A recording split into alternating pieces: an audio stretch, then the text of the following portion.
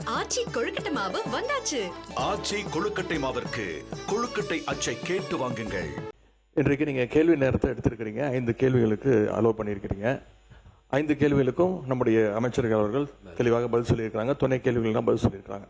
என்னுடைய வேண்டுகோள், கேள்வி நேரம் நடக்கும்போது குறிப்பாக நீங்கள் முக்கியமாக 5 துறைகளில் பதில் சொல்லியிருக்கிறாங்க. கேள்வி நேரம் நடக்கும்போது அந்த துறையினுடைய செயலாளர்கள் இந்த அவைக்கு வர வேண்டும், அவங்க நோட்ஸ் எடுத்துக்க வேண்டும். எனவே அதையும் நீங்கள் வலியுறுத்த வேண்டும். அதேபோல் இன்றைக்கி இந்த கவன ஈர்ப்பு தீர்மானத்தை நாங்கள் கொடுத்துருக்கோம். நானும் கொடுத்துருக்கிறேன், அனைத்து கட்சி தலைவரும் கொடுத்துருக்குறாங்க.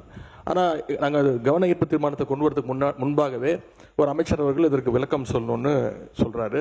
அதையும் நீங்கள் அலோவ் பண்ணுறீங்க.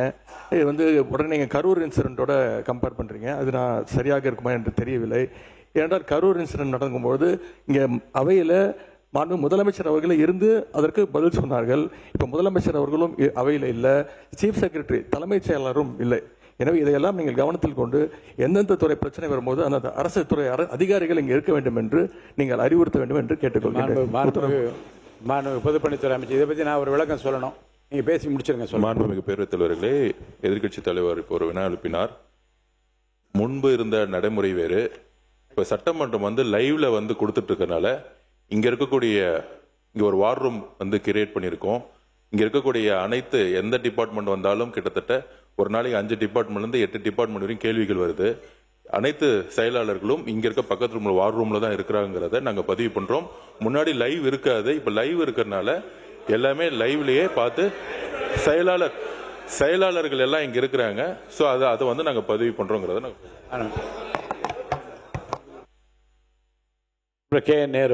மாண்பு பேரவைத் தலைவர் அவர்களே, லைவ் என்பது எப்போதும் இருப்பது இல்ல. நான் சொல்றேன் இருங்க, நீங்க வெளியில வெளியிடாமல் இருப்போம் தவிர இந்த கேள்வி பதில் கேட்கும் போது அதிகாரிகள் அங்க இருந்து துணை அதிகாரிகள் எல்லாம் துறையினுடைய அதிகாரிகள் எல்லாம் அங்க இருப்பது தான் குற்றச்சாட்டாக எடுத்துக்கொள்ள வேண்டாம். உங்களுடைய துறை செயலாளர் இங்கு இருந்தால் கேள்வி கேட்டதை தவிர வேறு பகுதி பல செய்திகளை சட்டமன்ற உறுப்பினர்கள் உங்களிடம் கேட்கிறார்கள். நீங்கள் அதற்கு பதில் சொல்கிறீர்கள். துறையினுடைய செயலாளர் இருப்பாரையானால் குறிப்பெடுத்துக் கொள்வார். அது நடைபெறும் என்றால் நடைபெறும், நடைபெற முடியாது என்றால் முடியாது என்று சொல்ல வரும்.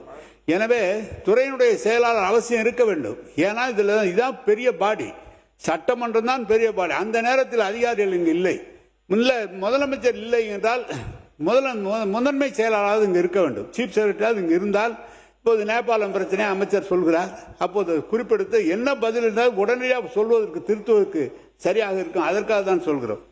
மாண்பு உறுப்பினர்களுக்கு இப்படிப்பட்ட சம்பவங்கள் இப்போதுதான் நடக்கிறது என்பதல்ல.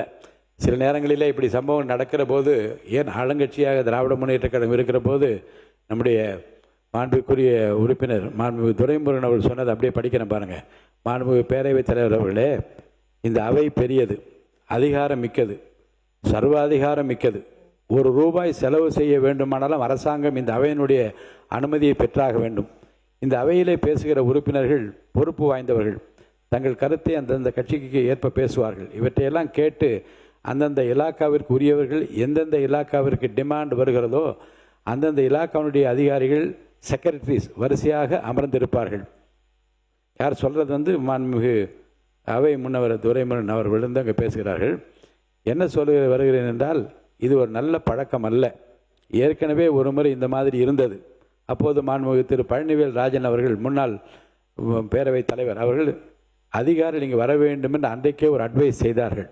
மாண்புமிகு பேரவைத் தலைவர்களை நான் கேட்டுக்கொள்வது, இந்த அவையை அதிகாரிகள் மதிக்க வேண்டும். அவர் சொன்ன பிறகு அவை சொன்னதை ஏற்று பேரவைத் தலைவர் சொல்கிறார், சென்னை ஆட்சியில் அவை முன்னவர்கள் சொன்ன கருத்தை ஏற்று சம்பந்தப்பட்ட அதிகாரிகள் இருப்பிடத்திற்கு வர வேண்டும் என்று நான் ஆலோசனை சொல்லுகிறேன் என்று முடித்து வைக்க, அதே முன்பு நடந்ததை போல, அதுதான் சொல்றேன் நான், முன்பு நடந்ததை போல இனி இல்லாமல் அதிகாரிகள் இருக்கையில் அமர வேண்டும் என்று நான் கேட்டுக்கொள்கிறேன். ஆச்சி கொழுக்கட்டை மாவு வந்தாச்சு. ஆச்சி கொழுக்கட்டை மாவிற்கு கொழுக்கட்டை அச்சை கேட்டு வாங்குங்கள்.